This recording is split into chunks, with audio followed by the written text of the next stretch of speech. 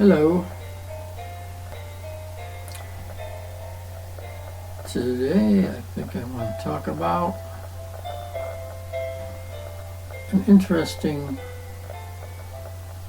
coincidence. It's about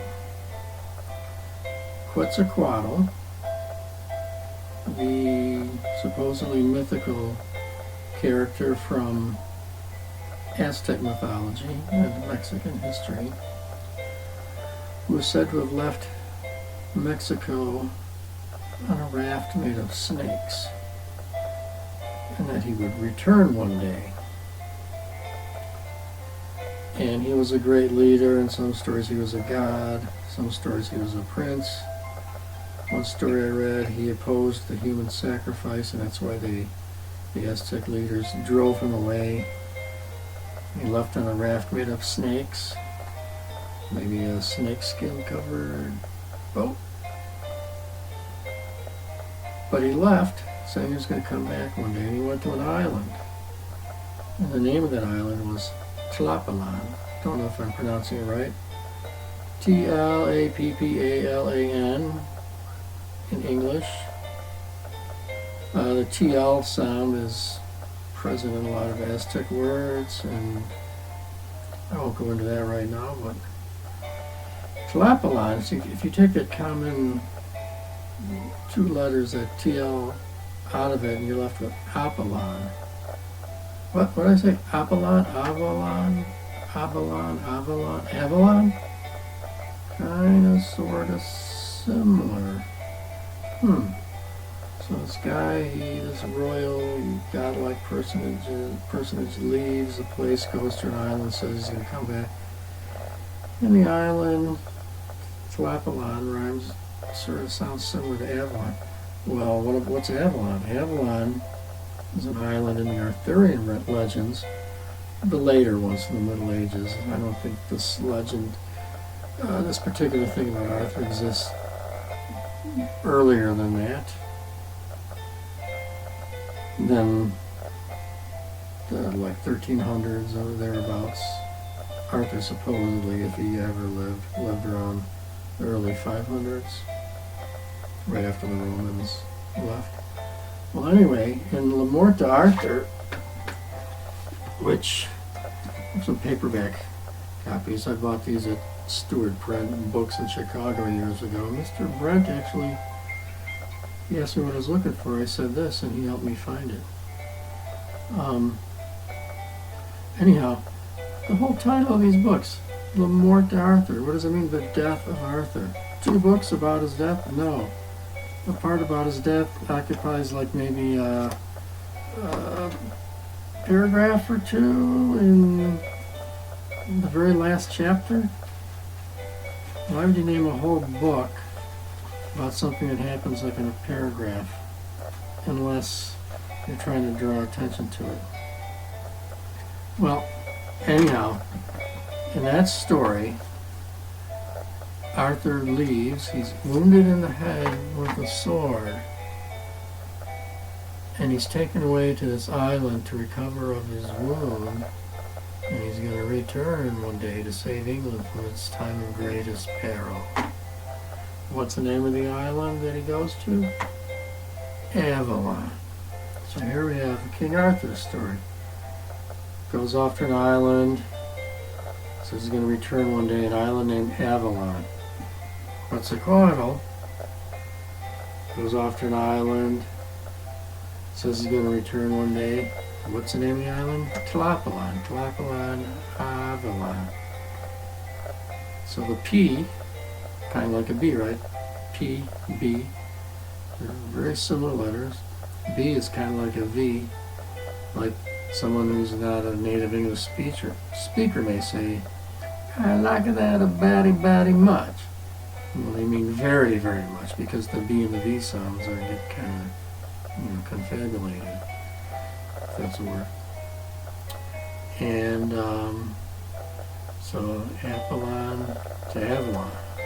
So in the history of the conquest of Mexico, that's where I first read about this Tlapallan Island. I'd read Quetzalcoatl stories.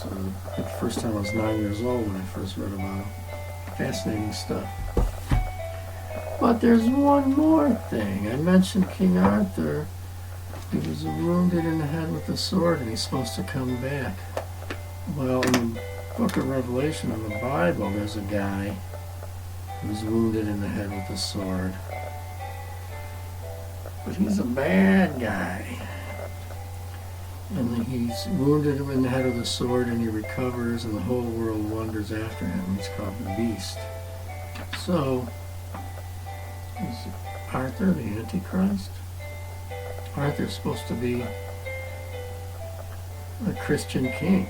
The context of this supposedly historical Arthur was that the Romans pulled out of Britain. They'd been there several hundred years. They were Christian by that time. This was after Constantine had his vision of a cross in the sky. The night before battle, he had a vision and said, "By this sign you will conquer." In the morning, he told all his soldiers, "Draw a cross on your chest." And they fought this battle. They won. He became emperor. That's what the story says. But anyway, so Rome stopped persecuting Christians. They became at least a name, Christian people. There were Christians in Britain, but when Rome pulled out, and this King Vortigern in England was afraid of the Scots to the north, so he asked the Anglo-Saxons to come in and help him fight against the Scots, and they came in, and they kept coming, and they kept coming, and they kept coming, till they pushed the native Celts, or Celts if you will, to a corner of England, to the east, and the Anglo-Saxons took over and became so dominant that they called the Welsh they referred to them as aliens, and yet they were the natives. So they were Christians in Wales, the native Celts, and fighting to preserve Christianity against the pagan Anglo-Saxons, who a few hundred years later became Christians themselves, and then they had to put up with the Vikings in the same way the Celts had to put up with the Anglo-Saxons. And then the Vikings eventually became Christianized. They settled in Normandy, Normandy, became Christianized, and then they went back and took over England. Now they weren't crude, marauding ravagers. They were quite the fancy ones. But anyway, that's all I got for now. I just want to draw attention to that connection between Tlapallan and Avalon. And for you conspiracy theorists or people who want to take it further, is there an island in common with those two stories? That is one island that reflects both stories. And notice, I said that the stories about the Arthur going to the island didn't come about till like the Middle Ages, 1300s or so. Well, there's stories that supposedly Knights Templars have made it across the ocean to North America, and there's all kinds of movies and books and things on that, I think. I haven't read much of it, but I think I get the gist of it. And I think that they're trying to find in Nova Scotia or somewhere, this island where they keep digging and digging. They think there's Templar gold or whatever. Well, what if the Templars did make it to North America? They kept it a secret, and they picked up this story from the Aztecs about Quetzalcoatl going to this island Tlapallan and coming back. And maybe they brought that back to Europe and they kind of weaved that into this Arthurian legend, called it Avalon. And all kinds of things I won't go into. Rosslyn Chapel, there's supposedly a pineapple carved in one of the arches or some stone of the building. Yet it was supposedly carved before America was discovered or rediscovered by Columbus. So they didn't have pineapples in Europe we even know about. Well, there's also an astronaut carved in Rosslyn Chapel as well, and that's not ancient. So maybe the pineapple isn't ancient either. So, what more can be said?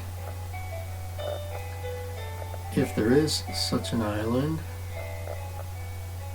where is it? And why is it written so kind of under the radar? Well, I'm kind of drawing light to it now, so maybe it's not under the radar anymore. Anyway, that's all for now. Till next time. Bye now.